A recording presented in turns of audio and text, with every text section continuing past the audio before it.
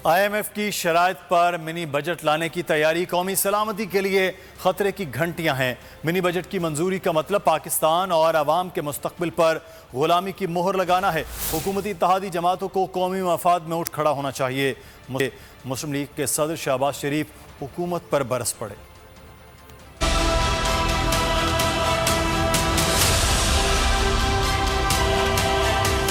IMF की शराइत पर mini budget लाने की तैयारी कौमी सलामती के लिए खतरे की घंटियां।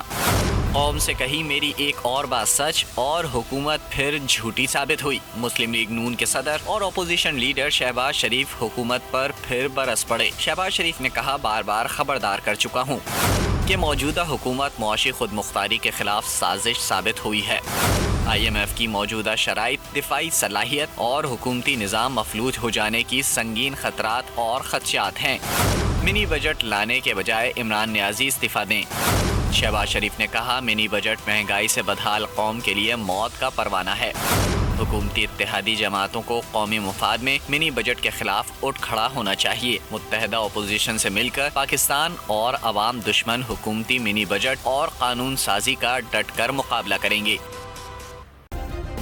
सब्सक्राइब करें और बेल दबाएं ताकि कोई खबर रह न जाए।